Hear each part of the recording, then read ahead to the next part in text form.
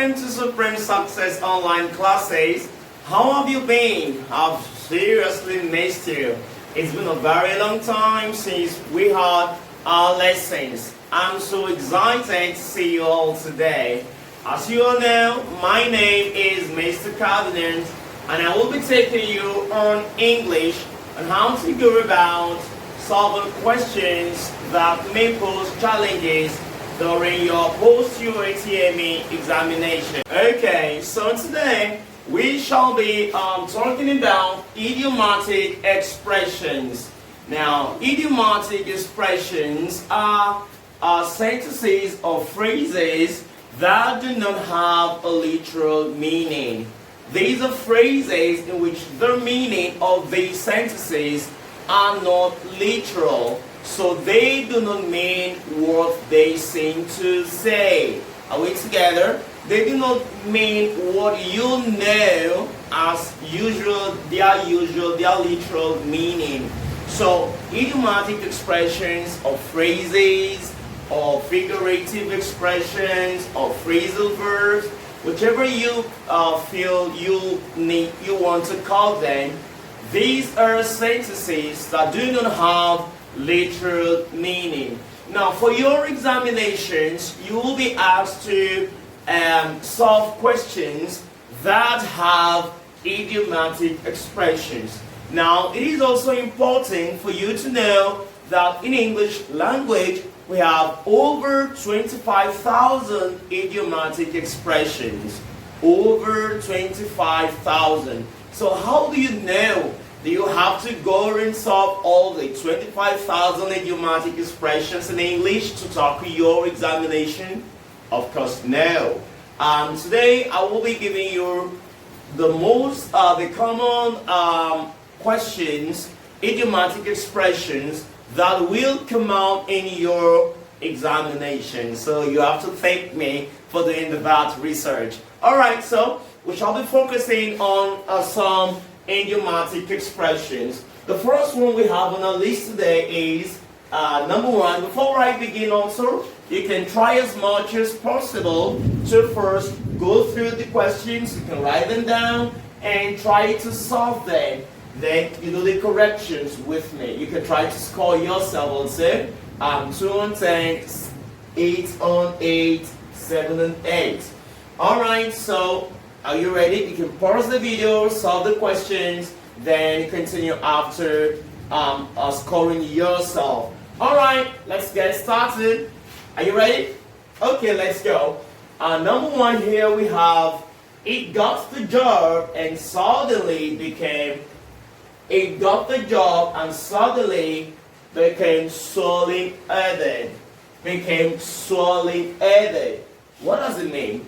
It got the job and suddenly become swollen headed. So if I say to you, it got the job and suddenly become swollen headed, what does that expression mean?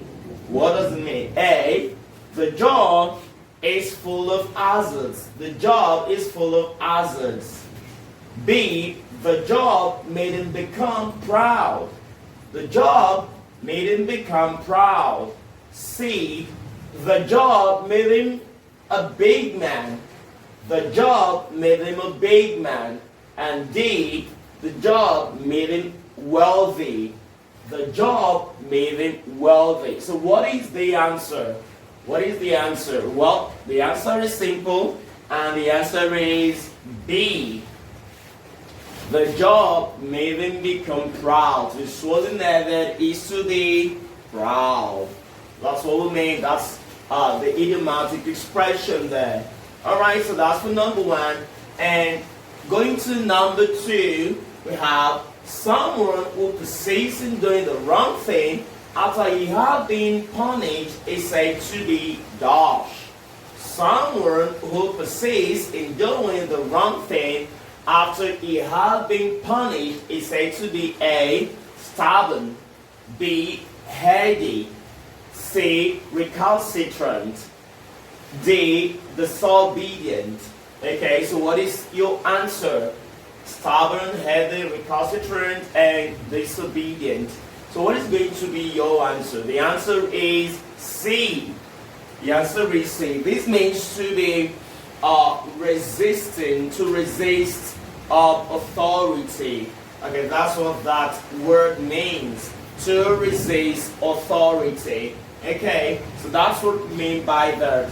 To when someone repeats what you were punished him or her for, you call that person recalcitrant. Okay, number 3 now. Let's go to question number 3. Are we ready? Alright. My head jumped into my mouth. My head jumped into my mouth. Okay, so what does it mean? What does that expression mean? A, it means to be confused, to be confused. B, to be hungry. Okay. C, to be afraid. And D, to be discouraged. So what does it mean? To be confused, to be hungry, to be afraid, or to be discouraged. My head jumped into my mouth. Okay, so what does it mean? Can you try to guess the answer? Think. So while you were thinking, the answer is C. To be afraid. To be afraid. To be afraid. That's what we mean when we say, my head jumped into. Immediately I heard the news. Immediately I heard the news. My head jumped into my mouth. It means the person became afraid. Alright, question number 4. Question number 4. Okay, question number 4 now we have, he must carry his cross. He must carry his cross. He must carry his cross. What does it mean? A, she is a Christian. She is a Christian. B, he is a disciple. He is a disciple. C, he is a minister of God. He is a minister of God. And D, it means we have he suffers by destiny. He suffers by destiny. So what is your answer? The answer is going to be he must carry his cross. When we say, hey, you have to carry your cross, what does it mean? Does it mean he or she is a Christian? Does it mean he is a disciple? Does it mean he is a minister of God? Does it mean he suffers by destiny? What does it mean? It means he suffers by destiny. Yes, that's the meaning. You have to pay the price for your destiny.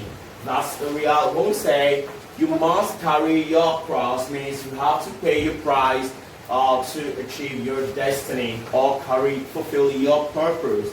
Alright, let's go to question number 5. Alright, question number 5 we have, he has a big hole in his pockets. I've seen lots of people with big holes in their pockets. Alright, I used to be in that situation before when we say someone has a very big hole in his pocket. He has a big hole in his pocket. Lots of people have this problem. Okay, my pocket is leaking. Hey, my pocket is leaking.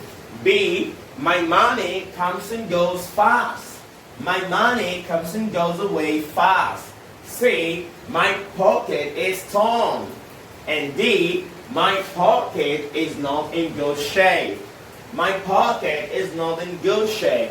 Okay, so what is your answer? Okay, he has a big hole in his pocket. What does it mean?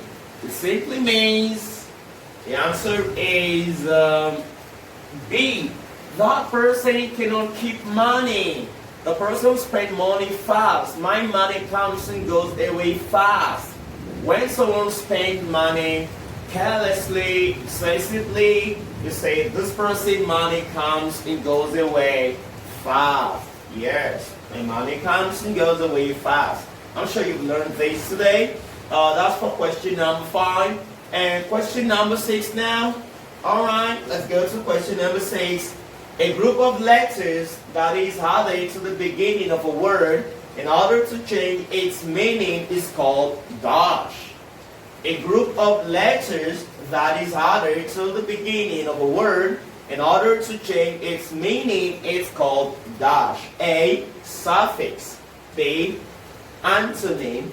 C, prefix, and D, pronouns. Okay? Suffix, antonyms, prefix, and pronouns. So what is your answer? What is your answer?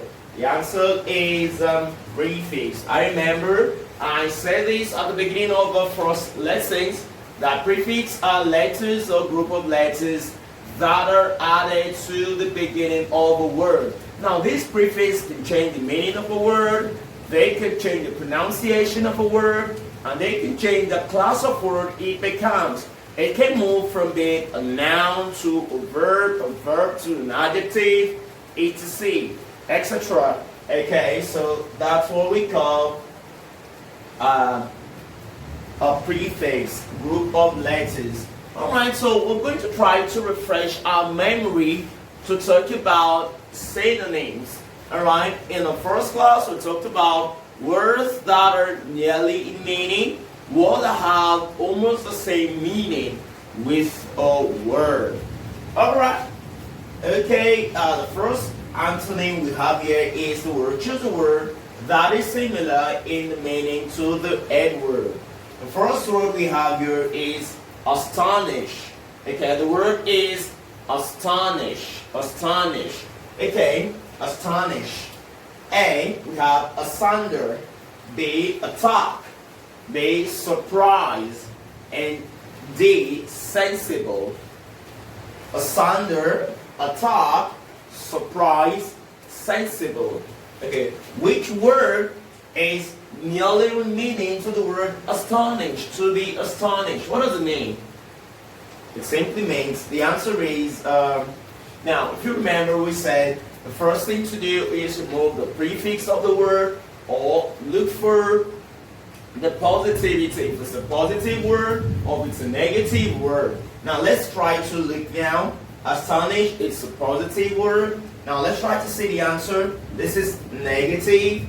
Now this is negative. This is positive, positive. So these cannot be the answer.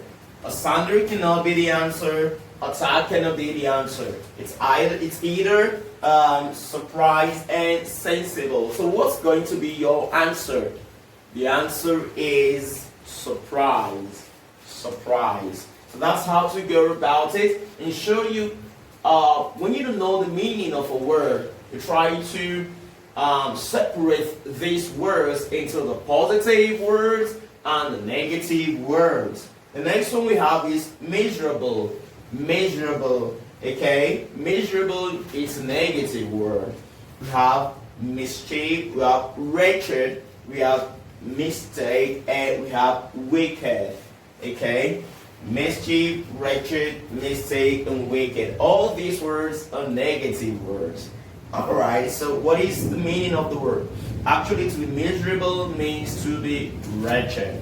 Okay, so the answer is wretched. Alright, for today, we shall be solving 8 questions for today.